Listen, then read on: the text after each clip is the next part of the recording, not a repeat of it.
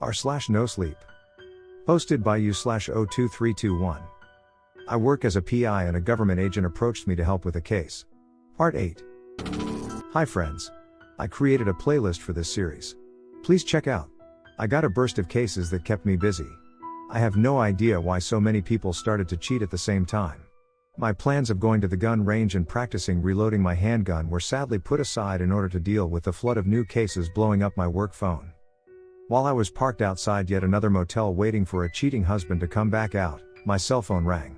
I got a bit excited to see Nick's number, as we hadn't talked much since our last case. He admitted through text that he wanted to bring me along for more jobs of his, but wasn't able to find any current open cases a human like myself could help with. The last thing he wanted was to put me in danger. I suspected his jerk of a boss was also against his partner choice and hadn't approved any cases Nick requested. Hey knickknacks, what's up? I asked as I answered his call. The normal long pause followed as Nick tried to figure out if he called the wrong number, and then writing down the new nickname. I honestly didn't know why he wrote things down in a small notebook all the time. I could understand it if he carried them around for work, but I'd seen him write more unrelated and pointless things down than for his cases. I have a job. It's a minor one, and the corporation isn't even certain that it was caused by supernatural means. Are you available to work?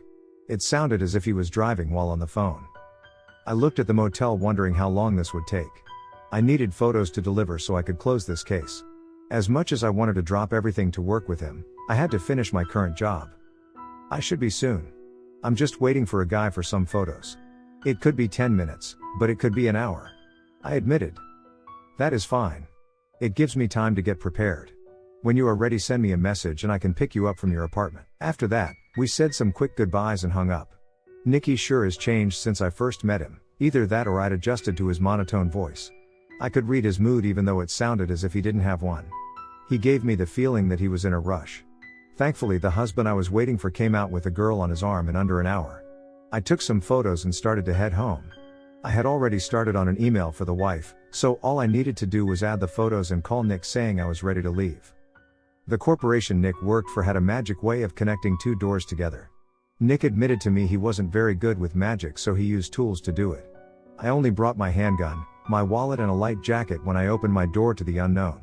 Instead of my apartment hallway, I walked into a hotel room. Nick was by the bed with two bags at his feet. They were overfilled with small squares of paper with writing surrounding circles drawn on them. In his hand was the case folder.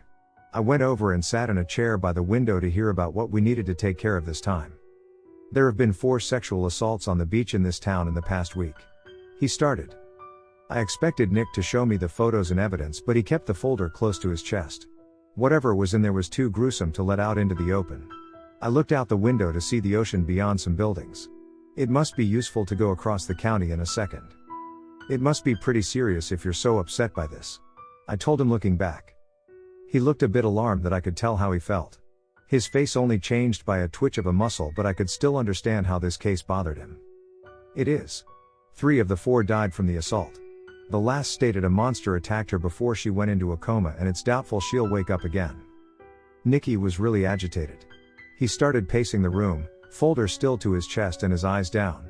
He looked deep in thought and I almost didn't want to bother him, but if I didn't snap him out from his pacing, he might not have been able to focus on the case. You said there is a chance this might not be a supernatural creature? Why is that? I asked. Nick stopped, looking a little startled at hearing my voice. He was so deep in thought he honestly forgot I was there. I'd never seen him like this and didn't think anything would affect him to such a degree. That assumption is a little complicated.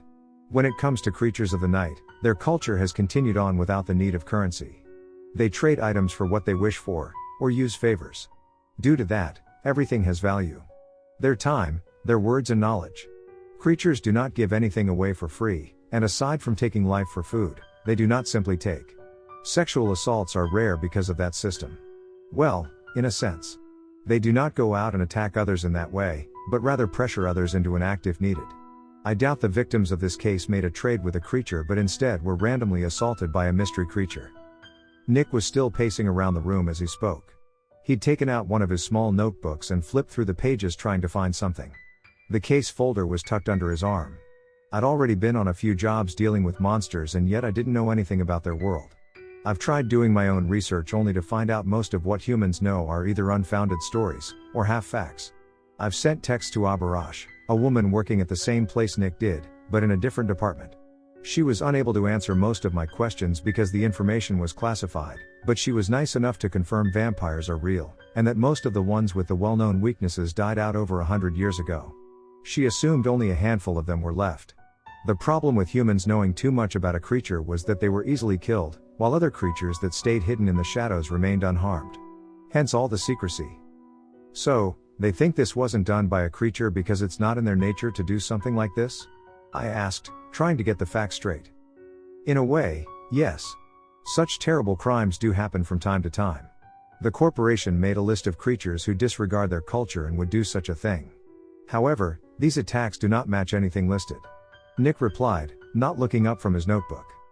I assumed he was looking through to see if he ever encountered something similar in the past. What happened to those 4 girls must be beyond terrible if he couldn't even consider a human culprit. I thought back to our second case. A serial killer was targeting homeless men and ruined their bodies to the point a creature was suspected. These girls went through an experience far worse than that. So, it's either a creature you've never seen before or a human? Nick finally stopped to collect himself so we could get started on the job now that most of the information about it was covered. He tucked the notebook away and placed the still closed folder on the edge of the bed. It appears those are the only options.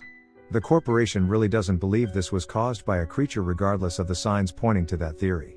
They have only given us 3 days to solve this case before it is passed on to human law agencies. That made me worried. We'd gotten very lucky in our past cases. If we didn't get some leads soon, this case might slip through our fingers. At least Nick had an idea on how to proceed. He motioned for me to pick up one of the bags of papers as he started to tell me his plans. There is a creature we can question about the activity in this town. Depending on what information we receive, we'll cover the beach with these charms as part of a plan designed to lure out the attacker. I was following behind Nick and listening. His pace was a bit quicker than normal, and I could tell he was pretty stressed out. To anyone who didn't know him, he would appear normal, but after working with him for a few jobs, I got the notion he needed a partner on this case to keep him on task. The fact he already had a plan before getting valuable information made me worry. We should learn what we're up against before trying to fight it. After I heard what came out of our upcoming interview with a local supernatural creature, I would speak up to let him know if I thought we needed to slow down. As we walked through the small beachside town, Nick did something else he'd never done before. He paused to take a photo of a carving in one of the bricks on the street. Then he paused again to take a photo of another few carvings set in the stone doorway of a small shop. The art appeared to be 2 lizards in a yin-yang pattern. Do you think this is useful? I asked him after he snapped a photo with his flip phone. No. I just like lizards. He admitted before starting to walk again. He must really like lizards if some very old artwork of them made him stop during a case. I've never seen him have any interest in something besides work. I always assumed he lived in a small apartment with a mattress on the floor and nothing else. If we still worked together around Christmas, I now knew something lizard related would be a good gift. We stopped by the beach and beside a knee-high concrete wall. I looked around trying to see anything unusual. Some early tourists were on the beach but not in the water because it wasn't warm enough for swimming yet. I didn't see any signs of creatures or monsters. The place looked peaceful and I would never guess the horrors that happened on that beach recently. Could you buy some onion rings, please? There is a takeout restaurant very close by. The creature I'll call enjoys them the most. Nick handed me some cash, far more for a single order of onion rings. I really hoped the bills were stuck together and he didn't notice instead of him not understanding how money worked. I took the cash but would give back whatever wasn't used. The process of buying the onion rings was quick. The small takeout place smelled fantastic, and if I wasn't on a job, I would have bought dinner for myself. I walked back over to where I left Nick and finally saw what kind of creature he had called over for help. Honestly, I was expecting something else. Something a bit more terrifying. Instead, I was looking at a massive bird next to Nick.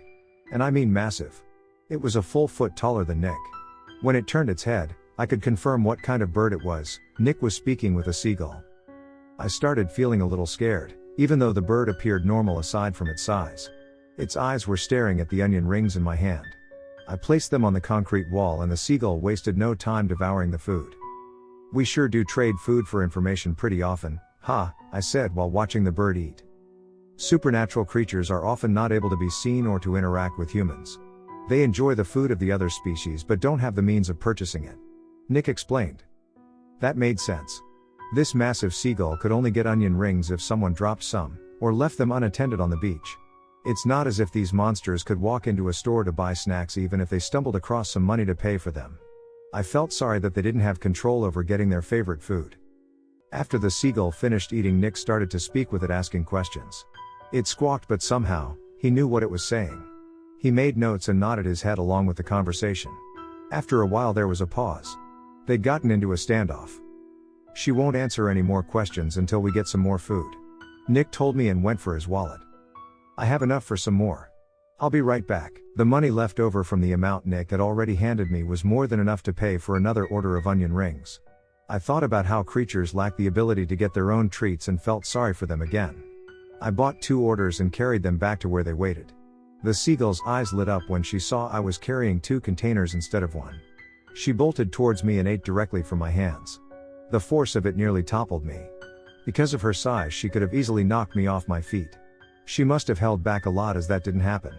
After both orders were eaten, she spread her wings and let out a happy screech.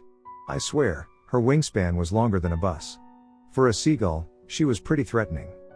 Nick started up his questions again, and this time it appeared to go smoother than before. Finally, he closed his notebook to go over what he learned. This seagull is active in this area during the day. She hasn't noticed any new creatures come along lately. She's also only recently moved into the area. If a creature has been the one behind these crimes, then she assumes it was something that has been here before herself and one more active at night. She's agreed to ask around to find out more information about what manner of creature could be along this beach. She also was the one who spotted the victims before any humans and saw the state they were in. It's her opinion that this was not done by a human, but is unaware of what would do such a thing. I nodded along and hoped we could have found out a little bit more. The seagull leaned down to bump her head against my face. I reached up to stroke her feathers, unsure if that was something she was comfortable with. She didn't pull away, and it made me think I'd gained a new friend. At the very least, we had one more person on our side. Or rather, one more creature. She gave us another squawk before she flew off looking for answers. What's next? I asked while watching our bird friend leave. First, we must ensure that no one is on the beach at night. There are better ways of doing so, but this is the only method my level of skill can produce. Nick bent over to take one of the pieces of paper from the bag. He placed it onto the concrete wall and it stuck without any glue. The symbols and circle on the paper glowed white, then the entire thing faded away. These are charms made to give someone within a few feet of it a sense of dread. After he explained what the charm did, I felt my gut started to twist and turn. It wasn't overpowering. Rather, the feeling you would get looking down a dark alleyway before deciding to use a different path. Nothing that made you stay away outright, aside from a feeling in your gut. That's pretty useful. I wouldn't stay on a dark beach if I suddenly got this feeling. I looked down at the bags of charms, then back at the beach. It would take a while to cover it all with them, but it needed to be done. If that place was a creature's hunting spot, we needed to make certain there was nothing to hunt. We would be out of luck if it moved on to a different spot to snatch up victims, though. The next part of the plan is placing bait out on the beach. Because we will be the only ones there at night, the creature doing this will be forced to resort to attacking the bait. Nick explained, and I got a bad feeling from that part of the plan. I didn't want someone to be put into danger like that. But we couldn't cover the entire town on our own and needed to bring the creature to us. We need a female agent to come along, right? I mean, I doubt the creature is going to attack one of us. I commented, feeling another sense of dread come along, this time not from the charms. Unfortunately, I already called and there are no female agents that can assist in this case. I assume some cosmetics, the right clothing and some perfume shall be enough to fool the creature at a distance in the dark. If that does not work, we can call again tomorrow asking for more help. I frowned, knowing what was going to happen. Because I was the smaller one of the two of us and honestly the more feminine, I was going to be bait. It made me nervous, but I would suck it up so no one else would get hurt by whatever was hunting in the dark. Alright. I guess it's worth a shot, I said, as a small sigh escaped my mouth. I can go and buy what we need for the disguise. If you stay here and get started on the charms, I shall join you once I am finished shopping. I trusted Nick knew what he was doing. If not, he would ask some sales clerk for help. I did not want to have that conversation with someone else asking what kind of dresses or frilly shirts they had in my size. I would leave the more embarrassing task for him and do the easier part of the job. I could only hope he didn't pick out a really horrible outfit. We both left to do our tasks. No one paid any attention to me as I started along the beach, placing charms where I thought they would overlap and cover the beach with the sense of dread we wanted. The very few people on the beach left shortly after I placed a charm down, proving they were working. I felt bad ruining the rest of their day, but it needed to be done. The beach ended in rocky cliffs after a while, making it impossible to go further. At least it didn't go on for miles like I feared. We would not have enough charms to cover the beach if that was the case. It took a few hours of walking, but I finally finished my job. Nick called apologizing for how long it took him to go shopping. I could tell the sales ladies gave him a hard time. He was closer to the hotel, so we agreed to meet back at the room. He was already inside when I opened the door. A few outfits were placed on the bed as he was going through a bag of cosmetics looking for something. Honestly, the clothing wasn't as flashy as I expected. I picked up a white blouse made of a silky material. It had frills down the neckline and I didn't understand how anyone could figure out how to put this shirt on. Looking it over, I noticed a mistake right away. This is too big. I guess I could roll up the sleeves, but this is going to be really baggy on me. The pants look too long too, I said while looking at a pair of black dress pants. Nick stopped looking through his bag and stared up at me. His head tilted as if he didn't understand what I meant. "Why did you assume you were going to be the bait?" he asked, and I felt like I got hit by a truck. My mouth dropped open as I stared in his direction. Nicky bought all of this for himself. In fact, he planned on dressing up like a woman from the beginning. I'm the most obvious choice. I mean, look at me. I sputtered. He did look at me. After a few times of his eyes glancing up and down, he shook his head. "You do not appear more suited for this task than myself. Aside from our height differences, you and I have a fairly similar facial structure. Due to the fact either of us could act as bait, it is better if I am the one who does so. You have a long-range weapon. I am more skilled at close-range combat. It is a better idea to bring the creature in my direction and for you to keep a lookout." I felt my face flush a little and I fiddled with the blouse still in my hands. For a very long time I've been ashamed of my appearance. No matter what I did, I never felt as if I would ever be masculine enough. My skeletal structure would never change. I would always have small hands and a petite frame. While I was still in school, I lifted weights and yet still didn't bulk up in any meaningful way. I was flattered Nick didn't see any differences between us. He took the elastic from his hair and started to ruffle it. It was a bit past his ears while down. Besides, I have longer hair and was unable to find a wig. "I really do think I'm the better choice," he commented after he pulled out all the cosmetics from the bags. "You really don't mind dressing up like a girl?" I asked. "No. Is there a reason why I should?" I shook my head while smiling. Of course, Nick wouldn't see any problem with this. He was pretty easygoing after all. I still didn't know what species Nick was, or where he came from. Wherever he grew up may not have the same kind of culture about gender as humans do. Or maybe he just really didn't care about this sort of thing. When he tossed aside his suit jacket and started to pull at his tie, I decided it was best to give him some privacy. I handed him the blouse and told him I was going to a corner store to get something to drink. I figured because we would be staying awake all night, I could get an energy drink somewhere. He didn't know how long dressing up would take. He agreed to meet me outside once he was done. It took him nearly an hour. I found a bench to sit and wait while catching up on some emails. I really didn't know if this plan was going to work. My confidence on Nick looking believably female in some makeup and a frilly shirt was pretty low. Finally, he came out of the hotel and waved in my direction. I needed to do a double take. We walked towards each other and I really thought he had a twin sister hidden away. The frills on the blouse hid the fact his chest was flat. He picked out a pair of thick-heeled shoes that made him taller, but legs slimmer. A suspicion arose in my gut that this was not the first time he needed to dress like this for a job. There was no way this was the first time he'd put on makeup. It wasn't much, just enough to soften his natural angles to fool someone into thinking he was a part-time model. "Jesus, Nicky, you're a smoke show," I said, unable to help myself. He handed me a notebook as I spoke. Head tilted, he took back his notebook to write down what I said and what it meant. Because of the lack of suitable pockets in his pants, he needed me to carry his notebook, his wallet, and his phone. The only thing he kept was Eel. Eel was a sentient blade that collapsed into a small black tube about the size of a lipstick. The sword he normally used was still angry at him and refused to come along that day. After everything I'd seen, a grumpy sword wasn't the strangest thing. "I'll need to refrain from speaking. I cannot change my voice," he said, his voice not matching his appearance. A few people going to the bar nearby passed us on the other side of the street. Two men kept their eyes in our direction, confirming Nick's disguise was doing its job. The sun was setting, giving us enough time to head to the beach before dark. We got set up pretty quickly. Nick was a few feet away as I stood near a metal trash barrel. He placed a charm on it and drew a circle in the sand. As long as I stayed in the circle, No one could see or sense me. I would remain there watching Nick. If something approached him, I would fire my weapon as a distraction so he could take it down with his sword. It was a simple plan, but most of the time simple plans worked best. I leaned against the barrel to wait. Nick paced, looking as if he was expecting to meet someone. A while into the night, he said he would pretend to have fallen asleep. This was the best we could think of. I honestly didn't want anything to happen to my partner, but I didn't want anything to happen to another woman on this beach. I work as a PI and a government agent approached me to help with a case. Part 9. Keeping watch is a pretty boring job. If I wasn't expecting a monster to appear, I would have nodded off. I felt tense over the thoughts of what we could be dealing with, and whatever had happened to those victims that was too gruesome for Nick to even show me. Thankfully the moon was full, making it easy to keep watch on Nick. With his white shirt, he was almost a beacon in the night. It made him a very tempting target. Near midnight my heart leapt into my throat when someone took the bait. A tall man, very muscular man, came walking down the beach towards Nick. My partner didn't appear stressed or gave me any signal to move.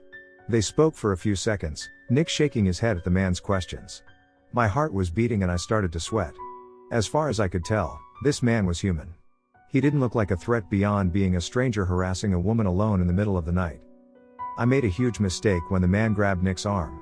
I took a few steps forwards, gun raised, and shouted. "Get your hands off," I yelled. They both turned in my direction. Nick's hand flew to get his sword but fumbled when he was unable to get it free from his small pockets. The man wrapped an arm around his waist to lift him off the ground as Nick fought back, but he was shouting something at me. It was far too late. By the time I understood what he was saying, I was knocked off my feet. Something hit my back hard. I was tossed and landed hard into the sand, gasping for air, and my gun flew aside somewhere in the dark.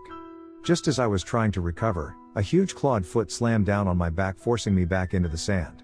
Each claw pressing into my clothing, threatening to tear through my flesh. We never even considered the idea that there may be two creatures attacking women on the beach. I had left the circle and given away my location. If I hadn't, I may have distracted them long enough to let Nick get eel out and even the fight. I thrashed at the sand trying to get free from whatever was pinning me down. Nick was making no progress either. The man that was holding him started to change, his body shifting from human to a terrifying form. His neck long and face flat. A thick tail slammed into the sand behind him. His hands, big enough to wrap around Nick's waist, clutched my partner tight. These two creatures were some sort of reptile monsters. Even if we had known that there were two of them, I never would have guessed nocturnal reptiles were a possibility. Nick's hands were free as he tried to remove the clawed hands from crushing him. Spotting a small black shape in the sand, my heart sank when I knew he dropped his weapon. If either one of us could get eel, then maybe we could salvage this situation. What do we have here? An odd pair, to be sure. A female that smells like a male and a male that smells female? We've never come across such an odd sight before, isn't that right, brother? A voice from above me spoke. It was raspy and vile. It made my skin crawl. I couldn't see what was standing on my back, but I assumed it looked like the creature who still held Nick. With a huge claw it grabbed his face to get a better look as Nick tried biting the scaled fingers. I do not mind it. Male or female, I am not picky. However, I do dislike when they kick and scream. Stay still or else my brother shall get your friend. My mouth watered as bile rose to my throat. Nick went from thrashing and fighting for his life, to going completely still when my life was threatened. I needed to do something. Anything. I could not let this beast hurt Nick in any way. I hated how weak I was, and I hated the fact Nick looked willing to sacrifice himself for my sake. Whatever horrible acts those women went through, he would let it happen to himself in order to save me. Just thinking about it made my stomach lurch again. Unable to stop myself, I got sick in the sand. My face so close I choked on both my own vomit and the sand kicking back up in my nose. Ah, don't die just yet. What a fragile thing you creatures are. The monster above me said. I felt the foot be lifted from my back. He wanted me alive so he could assault me in the same way his brother was going to assault Nick. I was sure of that. Even in my miserable state, I refused to let the beasts have their way. The moment I was free, I darted forward, snatching up eel. It sprang forth ready to cut. I let it guide my hand as the beast that attacked me reached forward, trying to regain control. I slashed a finger off as he reached over, trying to take hold. I wanted nothing more than to save Nick, but I needed to deal with one monster at a time. To my horror, the lizard creature grabbed its finger to place it back on his hand with a wide grin. It healed right away. This thing was far too powerful. I needed to cut his head off or else I wouldn't stand a chance. For a moment, Things started to look up as a sound of wings came from the sky. The seagull we had spoken with earlier came diving down and started to attack the lizard I was facing. She was either paying us back for that extra order of onion rings, or she just really wanted to protect us. I turned, sword in hand, ready to get Nick free. I ran, gaining traction on the sand. It was only a few steps, but I got there too late. The lizard reached a clawed hand and covered Nick's entire face. He kicked, trying to get loose. Each slam of a heel a desperate attempt for his life. The creature let out a screeching laugh as it brought its claws down my partner's face, mauling it and digging into his throat. I screamed and brought the sword down on the monster's arms, severing them. Both arms and Nick fell to the ground. I heard an awful noise behind me as the other lizard grabbed a hold of the seagull's wing and broke it. He tossed her aside just as I was facing his brother. I rammed the sword into his gut, trying to slice him in half. I was unable to move the sword as his head came down and teeth clamped down into my shoulder. I was pried off and tossed aside to the second monster. In one swift movement, the beast kicked my face hard enough to break my nose and knock me out for a few minutes. I woke up, face throbbing and mouth full of blood. The seagull was off to the side, helpless. I nearly cried for her. She'd done some damage to one lizard. An eye was missing and cuts lined his body. They were slowly healing as he picked up his brother's arms to reattach them. My eyes fell on Nick and I choked on the blood in my throat and my own tears. I could hear his raspy breaths, but with his face so badly torn apart he was going to die unless I saved him. And yet that beast still grabbed a hold of the blouse to rip it off after his arms healed. By some miracle I landed near my gun. Without thinking, I grabbed it and fired it into their bodies until it clicked empty. They jumped as if being stung by wasps, but overall didn't appear harmed. "You entitled pricks. Don't you fucking dare touch him!" I screamed, frantically trying to find where Eel had ended up. "Entitled? Yes, we are. You humans have forgotten what we have done for you. You have forgotten your promise." The larger lizard, which I assumed was the older brother, took 2 steps and covered the distance between us. He knocked my hand aside and wrapped a set of claws around my throat. I fumbled in my pockets, feeling for any weapon, only to find the pen Nick handed me with his notebook. I slammed it into the scaled finger, but he didn't even notice. "We have been protecting this town for a countless amount of years. No plagues, no fires, a long life for the humans who live here. We are gods. All we ask is for one wife every year for this service. Think of that, one sacrifice for the lives of hundreds of others? But for years and years, this has not happened. You all have forgotten your half of the bargain as we slaved away ensuring ours. We are tired of this disrespect and shall take what we are owed." His voice was deep and so hostile it chilled my bones. His grip tight, but not enough to stop my air supply. "What we are owed?" The younger brother chimed in with a terrible laugh. "Nick isn't human, you can't," I started, but the claws dug in, cutting off my words. These two had already decided what they were going to do to us. They didn't want to give me a chance to reason a way out. I needed to think of something. I couldn't let my partner go through this. I looked around as if the way out was going to appear. While the lizards were distracted, the seagull was hobbling around. She'd spotted Eel collapsed in the sand. I mentally urged her to keep moving. Somehow, if she could get it to me, I might have a chance. "Brother, this one isn't to my taste. You may have both tonight," the larger one said, and his brother looked excited. "I do, thank you. But please kill that one first. It looks like one who will keep fighting, and although I am not that picky, that is the only thing I dislike." They both snickered as if they had heard the funniest joke ever. The seagull picked up Eel carefully in her beak. "Just a little bit closer and I might be able to save us. If I could just keep him distracted for a few more seconds then." I felt my body be tossed around again. The seagull making a sound of distress, dropping Eel in the process. I was unable to stand up as the whip-like tail of the lizard smashed into my face, making my head explode in pain. Blood splattered across the sand, reaching the younger lizard near Nick. I couldn't sit up. My head was swimming and blood pouring down my face. I think I said Nick's name but wasn't certain because of the pain I was in. I thought it was over. Logically, we both should have died, and I hoped it was before that lizard got its filthy hands on me. I felt the sand start to shift under my back. As my vision blurred, I heard the lizard cackling until it suddenly stopped. Groggy and fighting back pain, I half sat up trying to see what was happening. Somehow, Nick was standing. His face dripping blood and limp against his chest. For some reason, sand was being drawn to his feet. The lizard stopped, confused about what was going on. We all watched, stunned as Nick's face healed, leaving no blood behind. He still didn't raise his head, as if he wasn't fully awake. This wasn't my partner. That faraway look in his eyes was not the Nicky I knew. Something else was behind those eyes and I felt a wave of fear cut through the pain. More sand started to get pulled under his feet. The lizards didn't know what was going on, but I understood it a little. For some reason, Nick was absorbing everything around him. He had told me before that he could absorb dead supernatural creatures, and objects made by supernatural means, in order to recover energy. But he'd never absorbed anything natural before. He started to sink as the sand around his feet disappeared, creating a perfect circular hole. A strong wind picked up as more sand blew in his direction, as if a black hole had appeared where he stood trying to suck everything in. His hair started to change.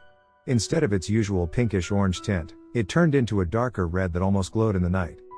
The younger lizard got brave and cracked a smile. "Oh? What a strange one you are. I'll be glad to take you for myself."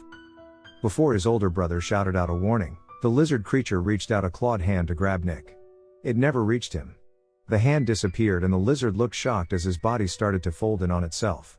He didn't even let out a scream as he morphed into something else. That massive body twisting until it formed, well, a lizard. A large one, but just a regular lizard you might find in specialty pet stores. The seagull let out a noise as she fluttered over towards me. She tried protecting me with one wing as Nick moved in our direction. He ran past, directly towards the other lizard. He let out a short-lived scream before twisting and turning into a normal-looking lizard like his brother. It scurried off, finding his sibling as they sat next to each other. I could tell my seagull friend didn't want me to go near Nick. She squawked in protest as I got out from under her wing and towards my partner. "Nicky?" I asked, my voice ruined from the night's events. For a moment, it appeared as if he was going to do something to me. His hand reached out as if he was ready to change my form the same way he changed the lizard's. Just before his fingers touched my face, he collapsed, his hair returning to normal. I caught him by reflex, and we both fell to the ground.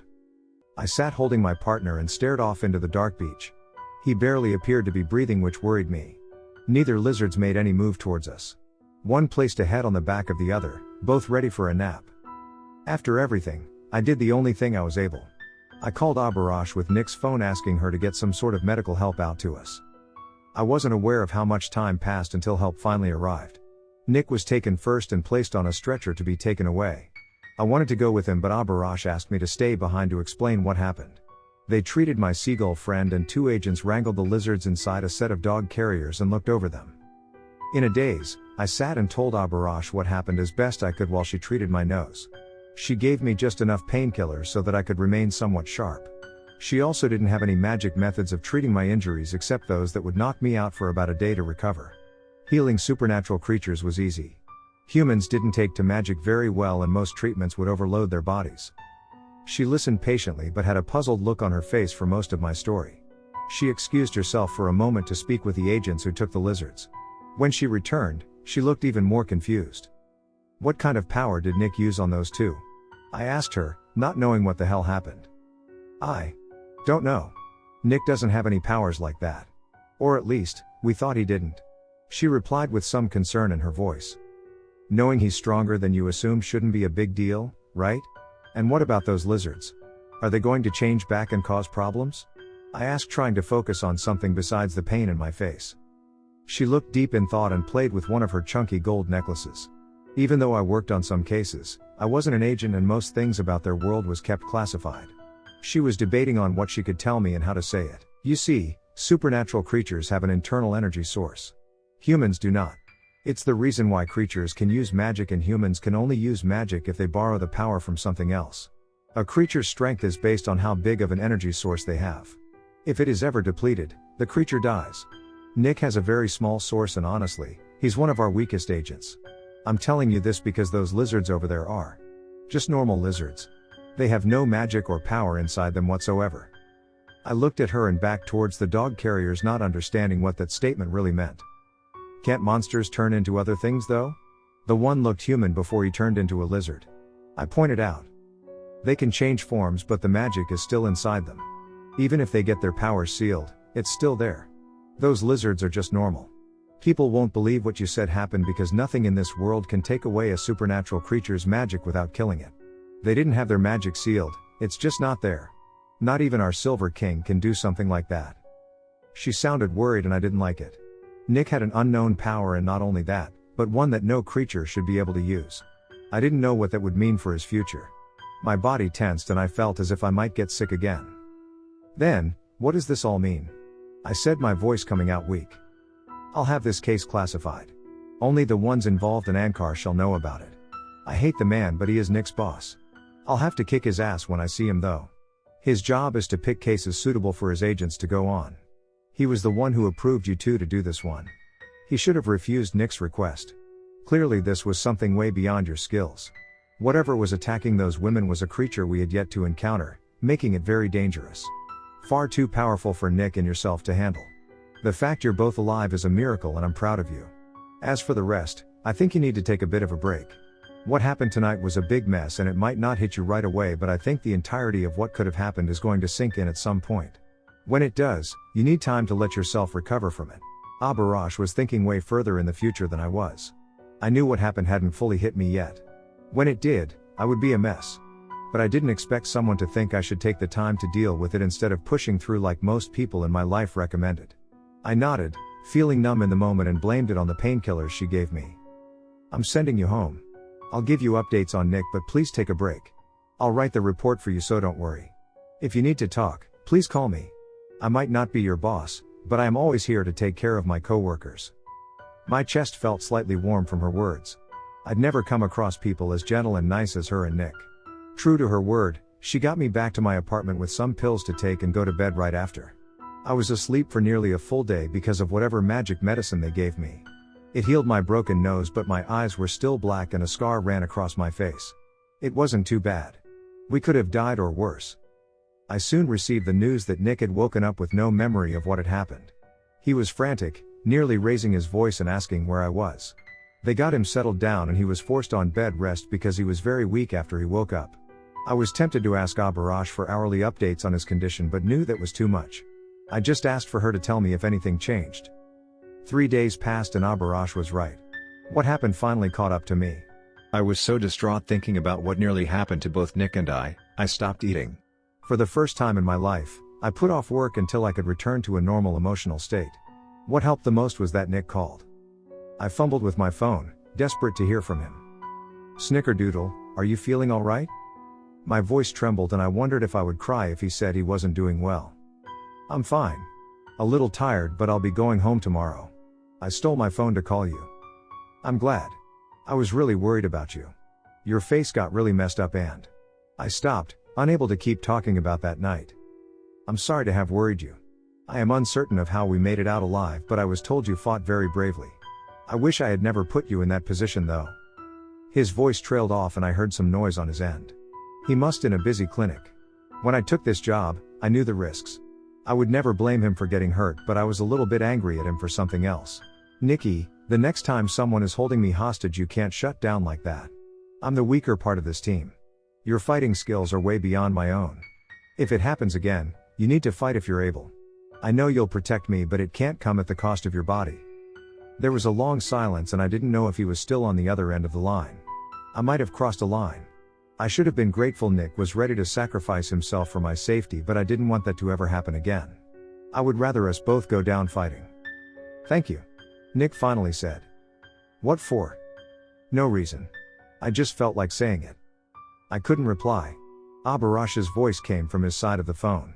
She'd spotted him awake and took his phone away so he could get some more rest. She told me a quick goodbye and hung up. I looked at my cell hoping I didn't get him into too much trouble. One more case was closed. We'd gotten out by the skin of our teeth. In the future more cases would come up. I wasn't going to let this one stop us from accepting them. Nikki yet again protected me and I really needed to pay him back. No matter what it took, we would keep working together doing the smaller, yet very dangerous cases no one else appeared interested in. Somewhere in the world, some supernatural creature was harming a helpless victim. But at least on one beach, a set of lizards was never going to terrorize another person ever again. I work as a PI and a government agent approached me to help with a case. Part 10. My day job slowed down after the last case I took with Nick. It was 2 weeks and he was still under house arrest, forbidden to go on another case until he recovered. The last case he had displayed a power no one was aware of, not even himself. I would send him texts which he replied to seconds after, and I could tell he was very bored at home even though all his messages sounded neutral. I wasn't busy when Nick called. He only called if he was asking for a job. As far as I knew he was still stuck at home and shouldn't be asking for help for a job. Can I ask a favor? Nick asked when I answered the call. I wasn't expecting that. Nick was the type to never ask something that wasn't for work. A personal favor was a big deal. Yeah, of course. What's going on? I asked, a bit worried about this change. It's not too big of an issue, but it requires you to come over to my home. Are you free today? I can explain everything once you get here. This was weird. Far weirder than witches in the woods or trolls under bridges. I would go over to see him, but I couldn't shake the feeling this was a bit of a big deal. I'm not busy. Where do you live? That's a bit complicated. That wasn't a comforting statement. He explained he would have someone pick me up from the front of my apartment. Due to what was stored inside his house, no one was able to know where it was located. Only the higher-ups in the corporation and his driver were able to go to his place. A black car with tinted windows drove up in front of my apartment building. I didn't know a lot about cars, but I knew this kind cost a fortune. The car smelled new inside and I almost felt guilty for sitting on the leather seats. The driver didn't even look at me. We drove off, the tinted windows making it impossible to see. For a moment, I felt a lurch in my stomach. I knew the corporation could connect two doorways for easier travel, but wasn't aware of any ways to transport cars. We only drove for 10 minutes, making me think we were magically teleported somewhere in the world. There was no way Nick lived so close by. I thanked the silent driver and got out of the car. Whatever kind of place I thought Nick lived inside, it was never this. The car left me behind staring with my mouth open at his house. It wasn't even a house, it was a mansion. It looked Victorian in nature. And ridiculously detailed. I bet the front doors were made of wood that cost more than what I would ever make in my lifetime. I was winded by the time I made it up the polished stone steps, which I suspected to be marble. Nick was waiting for me and opened the door before I knocked. Hey Jack Nicholson, how are you? I trailed off when I looked at him. I had been sure he only owned suits, yet he was standing there wearing baggy sweatpants and a pale pink oversized sweater. His hair was pulled back in a white bandana. Did you get new clothes? I asked, looking at him. How did you know? Reaching over, I pulled off a sticker from his pants, showing the size. He must have just gotten the set of clothing if he hadn't taken the tags off yet. I followed him inside and was awed by his place again. I just couldn't believe Nicky lived in a place like this. I always assumed he was a minimalist and would never own so much stuff. The flooring was made of pristine marble tiles with glittering lines of grout that appeared to be gold. I didn't want to think about the amount of real gold that was set in his floor. There was a complex and beautiful mural of the planets which was labeled in a language I didn't understand. Some bigger stars were included and labeled as well. I paused at a centerpiece covered with clutter. Some vases and other kinds of pottery were laid out in a random order and covered the entire table, which was draped with deep purple silk. The more I looked, the more I saw the rich details of the home. I heard a small sound and my eyes traveled towards it. A cat walked across the other side of the room, paws patting across the flooring. At first, I thought it was a normal cat wearing something on its head. When it turned its face towards me, I jumped back, knocking a vase off the table. The cat had a human face with a bowl cut and cat ears on the top of its head. Orange eyes stared in my direction. The creature didn't care for me and kept walking. Are you all right? Nick asked as he walked back to the table. Why yeah. Your cat startled me. I'm sorry about your vase. Was it expensive? I bent down to try and clean up the pieces, but Nick stopped me. No, it wasn't. I just buy cheap souvenirs whenever I go on a job. Don't worry about it either way. As long as all the pieces are there, I can repair it as if it was never broken. I should have warned you about Charles. I forgot people have never seen a cat like her. He explained as I straightened up. Her? I was unaware not all names are unisex until recently, he said, and that explained a little bit about him. I didn't notice what time it is. I need to feed the twins quickly, then we can speak in the kitchen. The twins? Did he own more pets? I thought back to our last case and the pair of lizards with a shudder. I still haven't recovered from the horrors of that job. I followed behind Nick, not certain if he wanted me to stick with him or not. We walked through a long hallway covered in paintings. Some looked ancient, while others were leaning against the floor and had thrift store tags on them. He opened a door to one of the rooms and a blast of humid air hit my face. The room was covered with plants. The entire space converted into a reptile enclosure. He went to some shelves to take out the food for his pets, and I jumped back when I saw what was looking at me through the plants. You kept them? I asked, appalled that Nick had the twin lizards from our last case in his house. Well, yes. They won't turn back and are of no threat to others. If I didn't take them, they would be killed and examined. I'm not home very often, so I may need to hire someone to care for them, or find a better owner. Each lizard came out from the bushes to eat from his hands. I was dumbfounded. This pair nearly killed us. They could have done even worse. I still had a scar on my face, and yet Nick could see past all that. He was a better person than I was, that was for sure. I would be unable to see these lizards as anything but the monsters they were before. He gave them a checkup to ensure they were healthy, and to ensure he could leave them alone for a while longer. Leading me to the kitchen, I found a stool to sit in as he got ready to tell me the reason I was called over. His kitchen was modern compared to the rest of the house. One that looked as if it should be in the home of a celebrity instead of a lowly agent. Nicky was loaded. The room was warm and smelled of baking. Along the marble counters were 3 rows of quiches that appeared to be of different types and flavors. Nick was cleaning a spot on the counter, making it clear he was cooking before I arrived. "Do you want something to eat while I talk?" he offered. Normally I didn't like quiche all that much, as I wasn't very into pie crusts, but this was something my partner made. I needed to try it. I nodded and he placed a slice on a gold-trimmed plate.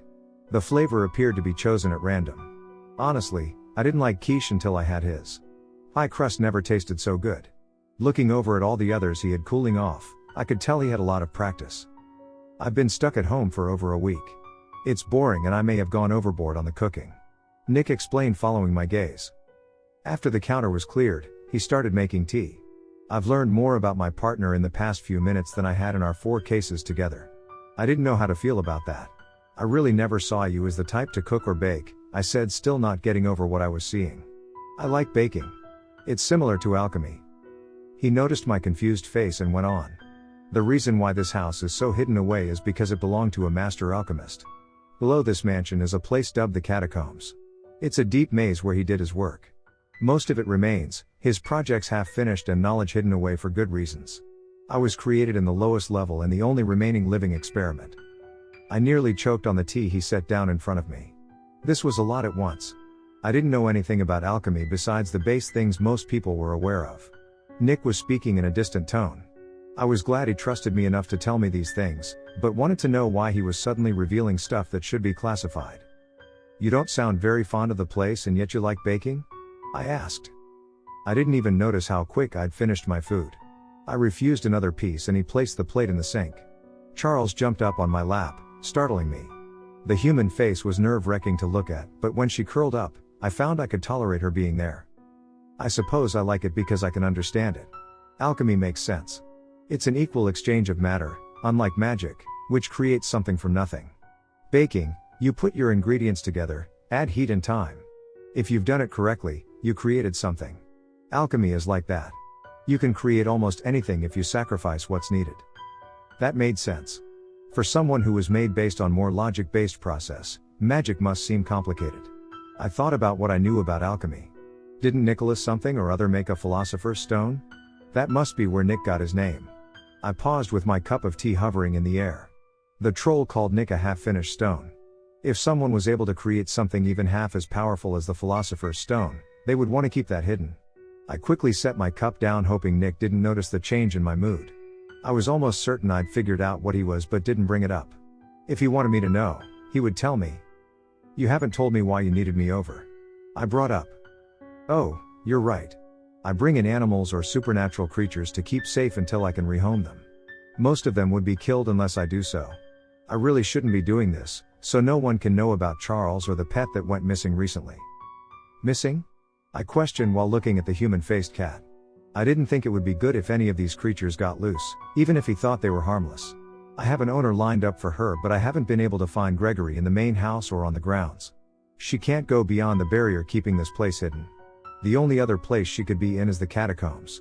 If that's the case, I cannot find her on my own. That place. It's impossible for me to find my way around. Even if I walk in a straight line, I get lost. I was never meant to come out of there. The distant tone in his voice came back. He glanced out the window and into the bright sunlight filling the kitchen. The window was open a little, letting a breeze flutter the sheer curtains. It was an ordinary moment. But one Nick assumed he would never see at some point. And yet, he was ready to go back down into the dark place of his past to find a lost pet. "Do you really need to come along with me? I can go down on my own and look for What is Gregory anyway?" After seeing he owned an odd cat and a pair of lizards that nearly killed us, Gregory could be anything. He paused, wondering how to describe her. "She's a spider. About the size of a dinner plate. He raised his hands up trying to give me an idea of the size. I tensed and Charles sensed it. She jumped from my lap and I felt the quiche trying to come back up. I hated spiders. I hated them so much. The idea there might be one of that size roaming this house made me jumpy and my skin itch. "You're not afraid of spiders, are you?" "Nope," I replied. That was the biggest lie of my life, but this was a favor for Nick. He never asks for anything, so finding his lost spider was the least I could do. I would have him with me so he could catch it. I would look for the thing, not touch it. With everything settled, I got ready to start looking for one of my worst nightmares. Nick grabbed some slip-on tennis shoes and put them on. His comfy clothing was still an adjustment to see. We left the kitchen behind, and a feeling of dread settled in my stomach. Since the place was so huge, it took us a while to walk to the middle of the house. The entrance to the catacombs was hidden behind an ornate door decorated with more gold. If the one who made this place was an alchemist, all this gold had to be real. I heard once that there was only enough gold on the planet to fill an Olympic-sized swimming pool. It was one of those facts you heard in your youth, believed it to be true and never thought or questioned it again. And yet, this house alone had triple that amount. The door needed to be opened using a hefty key, as well as some of Nick's blood that he got from pricking his finger. Gears turned as the gold murals moved and the doors opened on their own. The room beyond glittered so brightly I needed to cover my eyes before they adjusted. Nick's footsteps echoed over the glass flooring. The round room had a glass dome ceiling to let light pour through. It reflected off the floor and the massive crystals surrounding the room. Each crystal pillar along the wall nearly reached the ceiling and they shone a transparent golden yellow. This alchemist definitely had a favorite color. More circle murals made of delicate gold were inlaid into the glass. I couldn't understand what any of it meant. It all appeared ancient and magical to my eyes. One panel of the glass was missing. That was an easy entry point for a spider to go inside if it got into the room to start with. I stopped in the middle of the room with Nick looking around trying to take in all the details. "This place is crazy," I said, unable to help myself. That's one word to describe it. Oddly enough, he almost sounded bitter. Taking my hand, he started to wrap a ribbon around my wrist. Then he tied it to his own so we were connected. I raised my eyebrow, questioning the process. "Really?" I asked. "Really?" he confirmed. Nicky must really have a hard time down below if he needed to be literally attached to me as we wandered around looking for his pet. I didn't see any way of getting beyond the glass. The how was answered shortly as Nick pricked his finger again to let a drop of blood hit a small ruby set into the floor in the middle of the circle we stood in. Something jerked below our feet and the glass started to descend. We both appeared nervous for different reasons. I didn't want to find the spider and Nick didn't want to return to his past. At least we were together to face this journey. The space below wasn't as dark as I assumed it would be. It was made of dark stone. The glass clicked down and Nick hesitated to step forward. As I ended up being the one to guide him along down the few steps and deeper into the catacombs. Our footsteps echoed as we carefully made our way to a carved stone railing. The catacombs were a circle. Each floor with a set number of arched doorways embedded into the stone walls. To get to the next level, there was an opening to a set of stairs next to the railing. I looked over trying to see the bottom but only saw darkness. This place would take years to fully search.